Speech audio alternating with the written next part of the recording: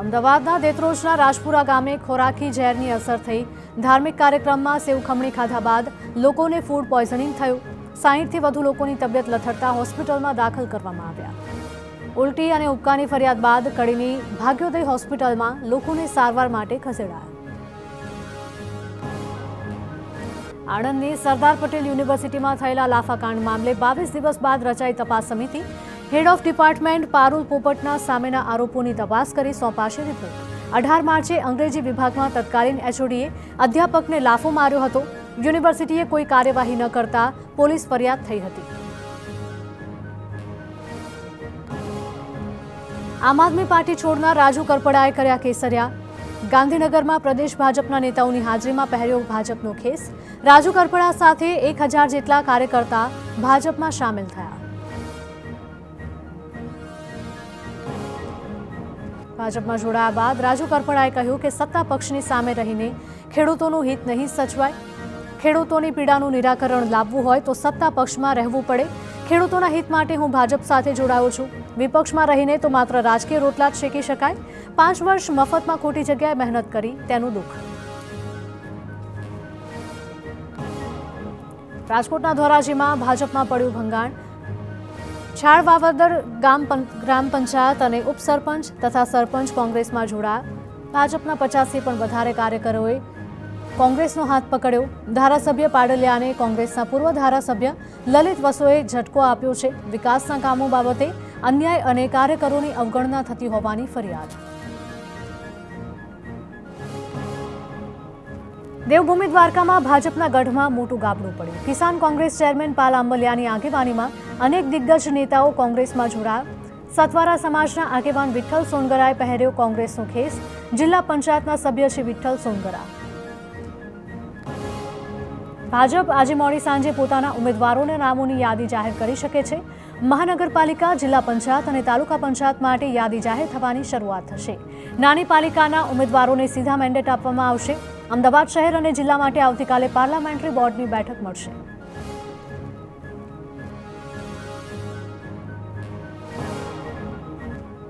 મુખ્યમંત્રી કાર્યાલયમાં કામ કરી ચૂકેલા નીલ પટેલે નોંધાવી છે દાવેદારી। ભાજપના યુવા ચહેરા તરીકે નીલ પટેલે માંગી ટિકિટ। થલતેજ વોર્ડમાંથી નીલ પટેલે દાવેદારી કરી છે। ભૂતકાળમાં પણ નીલ પટેલ યુવા મોરચાની કમાન સંભાળી ચૂક્યા છે। ભાજપ પ્રદેશ અધ્યક્ષ જગદીશ વિશ્વકર્મા સાથે પણ નીલ પટેલનો છે ઘરોબો। વડોદરા કોર્પોરેશનમાં ભાજપના જૂના નેતાઓની થઈ શકે છે બાદબાકી। 13 કોર્પોરેટરની ટિકિટ કપાય તેવી શક્યતા। 3 ટર્મ પૂરી કરનારા અને 60 વર્ષથી વધુ ઉંમરના ઉમેદવારોની કપાત થશે તો 9 જેટલા કોર્પોરેટર રિપીટ પણ થઈ શકે। અમદાવાદ શહેર ભાજપના ઉમેદવારોના નામો અંગે છેલ્લી ઘડીનું લોબિંગ ચાલુ। અનેક નેતાઓ ટિકિટ મેળવવા માટે મરણિયા પ્રયત્નો કરી રહ્યા છે। ભાજપની યાદી જાહેર થાય તે પહેલાના અંતિમ પ્રયત્નો ચાલુ। ધારાસભ્યો અને ભાજપ નેતાઓ કરી રહ્યા છે લોબિંગ તો કેટલાક નેતાઓ પોતાના પરિવારની ટિકિટ માટે કરી રહ્યા છે ભલામણ।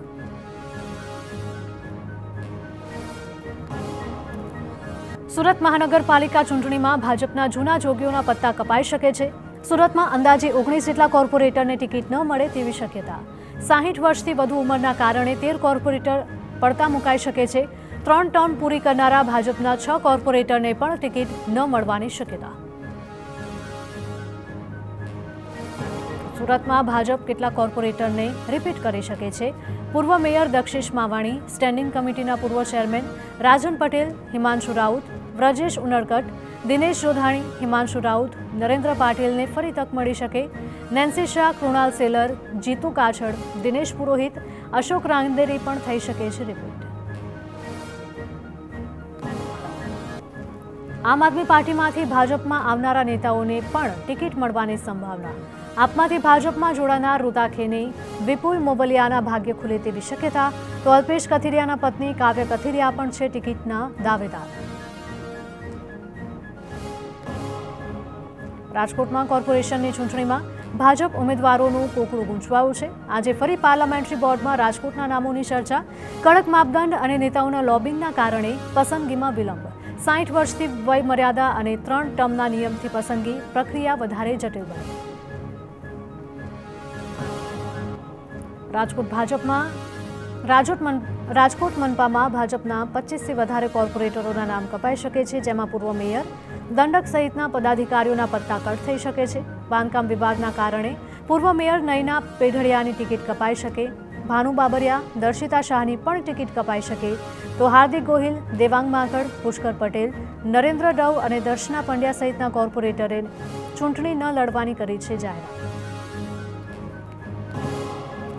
બીજી તરફ રાજકોટ મનપામાં કેટલાક ચહેરા રિપીટ થઈ શકે છે, જેમાં 7 જેટલા કોર્પોરેટરને ફરી ટિકિટ મળવાની શક્યતા છે.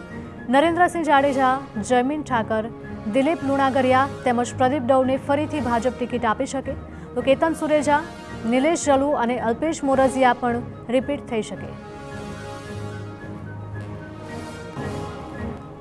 ડાયમંડ સિટી સુરત હવે ઇલેક્શન ફેશન હબ બન્યું છે. દેશની કોઈપણ ચૂંટણી માટેનું મોટાભાગનું પ્રચાર સાહિત્ય સુરતથી પહોંચે છે. ગુજરાતમાં સ્થાનિક સ્વરાજ્યની ચૂંટણીના અનુસંધાને સુરતમાં બેનર, પોસ્ટર, કટઆઉટ, ટોપી, ઝંડા, ખેસ, મફલર અને મંગળસૂત્ર, ચેન સહિતની સામગ્રી બની રહી છે. પીએમ મોદીની તસવીરવાળા ખેસની સૌથી વધારે માંગ.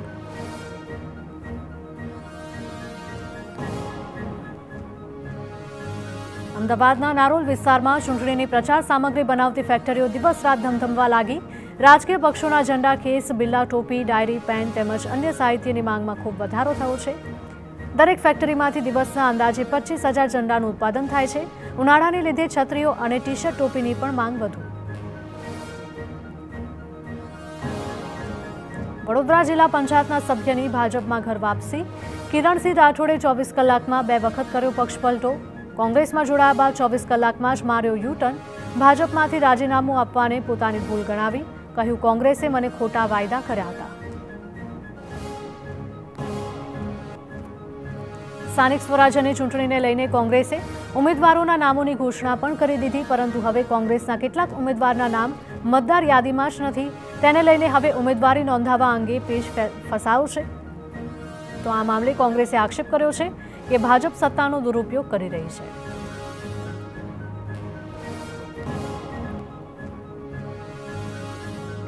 આમ આદમી પાર્ટીના ઉમેદવારનું નામ પણ યાદીમાંથી કાઢી નાખવા માટે અરજી થતા આમ આદમી પાર્ટીએ સવાલો ઉઠાવ્યા. વિસાવદરમાં નાની મોણપરીના તાલુકા પંચાયતના ઉમેદવારનું નામ મતદાર યાદીમાંથી કમી કરાવવાની અરજી કરાઈ હોવાનું ધ્યાને આવતા ગોપાલ ઇટાલિયાએ ભાજપ પર પ્રહાર કર્યા.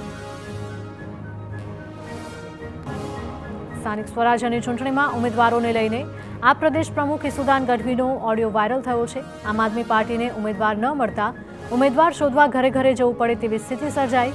ઈસુદાન ગઢવીએ પાર્ટીના લોકોને કહેતા સંભળાયા હતા કે પછી પગે પડવું પડે તો પગે પણ પડ્યો છું. વાયરલ ઓડિયો ક્લિપ અંગે ઈસુદાન ગઢવીએ સ્પષ્ટતા કરી કે હા, આ ઓડિયો ક્લિપ મારી જ છે, પરંતુ કહેવાનો ભાવાર્થ એટલો જ હતો કે વધુમાં વધુ યુવાનોને આમ આદમી પાર્ટીમાં જોડો.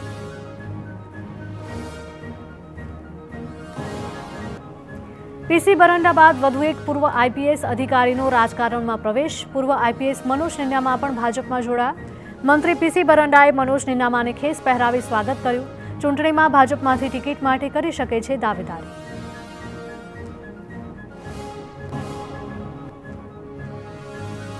રાજ્યમાં આખરી ગરમી શરૂઆત થઈ છે. 11 એપ્રિલથી રાજ્યમાં ઊંચકાશે ગરમીનો પારો. હવામાન વિભાગના જણાવ્યા અનુસાર 14 એપ્રિલ સુધી 3 થી 4 ડિગ્રીનો વધારો થશે. મહત્તમ તાપમાન 40 ડિગ્રીને પાર જાય તેવી સંભાવના. પોરબંદરમાં 18 એપ્રિલથી મુંબઈની હવાઈ સેવા બંધ થવાની શક્યતા. અઠવાડિયામાં 2 દિવસ ચાલતી ફ્લાઇટ બંધ થાય તેવા એંધાણ. 18 એપ્રિલ બાદની તમામ ટિકિટ સસ્પેન્ડ કરાઈ હોવાના અહેવાલ. મુંબઈ સુધીની હવાઈ સેવા બંધ થાય તો પોરબંદરને થઈ શકે છે આર્થિક નુકસાન. રાજકોટ જિલ્લાના ધોરાજી પંથકમાં ઉનાળાની શરૂઆતમાં જ પાણીનું સંકટ શરૂ થયું. મોટાભાગના ચેકડેમ અને તળાવો હાલ ખાલીખમ. ખેડૂતોના ઉનાળુ પાક પર વિઘ્નના વાદળો ઘેરાયા છે. આકરા તાપ વચ્ચે પાણીની અછત ઊભી થતાં ખેડૂતો ચિંતિત. તાત્કાલિક નર્મદાના નીરથી તળાવ અને ચેકડેમ ભરવા ખેડૂતોની અપીલ. સિંચાઈ વિભાગે આપ્યું આશ્વાસન. રાજકોટ શહેરના ઋષિવાટિકા વિસ્તારમાં સ્થાનિકોએ નેતાઓ સામે ઉગ્ર વિરોધ વ્યક્ત કર્યો.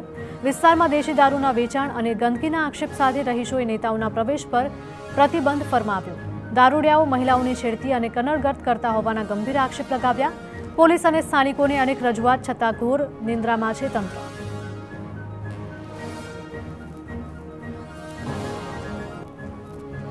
પાટણના રાધનપુરમાં સ્થાનિક સ્વરાજ્યની ચૂંટણીના બહિષ્કારની ચીમકી ઉચ્ચારાઈ. નવા નજુપરા ગામના લોકોએ ચૂંટણીના બહિષ્કારના બેનર્સ લગાવ્યા. સિંચાઈના પાણીની સમસ્યાના કારણે ગ્રામજનોએ રોષ વ્યક્ત કરી ચીમકી ઉચ્ચારી કે સમસ્યા નહીં ઉકેલાય તો ગ્રામજનો મતદાન નહીં કરે. મહીસાગરના ચકચારી નલ સે જલ કૌભાંડમાં ધરપકડનો સિલસિલો યથાવત છે. ક્રાઇમ બ્રાન્ચે વધુ એક કોન્ટ્રાક્ટરની ધરપકડ કરી. કોન્ટ્રાક્ટર રાજેન્દ્રસિંહ સોલંકીને લુણાવાડાથી ઝડપી લેવાયો. રાજેન્દ્રસિંહ પાસે સરકારની 27,72,000 રૂપિયાની ઉઘરાણી છે બાકી. રાજેન્દ્રસિંહે લુણાવાડાના 3 ગામમાં કરેલી કામગીરીમાં ગેરરીતિ સામે આવી હતી.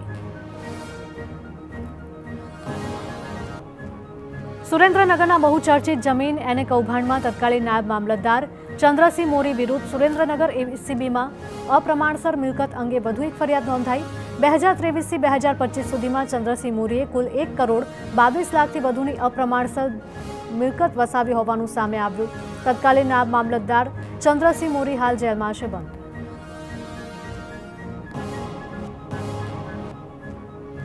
વડોદરામાં અકોટા દાંડિયા બજાર બ્રિજ લોકોની અવરજવર માટે ખુલ્લો મુકાયો.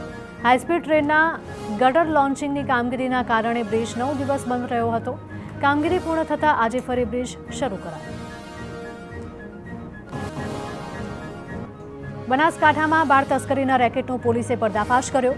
આરોપીઓ બાળકોને ચોરીને રાજ્ય બહાર વેચતા હતા. પોલીસ તપાસમાં સામે આવ્યું કે આરોપીઓએ અગાઉ પણ એક બાળકીને લાખ રૂપિયામાં વેચી હતી તેમજ રૂપિયા માટે યુવતીઓના સોદા પણ અને લગ્ન પણ કરાવતા હતા. ભાવનગરમાં સાયબર ફ્રોડના મોટા કૌભાંડનો પોલીસે પર્દાફાશ કર્યો. 135 બેંક એકાઉન્ટ મારફતે 31 કરોડથી વધુના શંકાસ્પદ ટ્રાન્ઝેક્શન બહાર આવ્યા. આ મામલે 10 શખ્સો સામે ગુનો નોંધાયો હતો, જેમાંથી 9 આરોપીને પોલીસે ઝડપી પાડ્યા. આરોપીઓ સામે ગુજસી ટોક હેઠળ ફરિયાદ નોંધાઈ.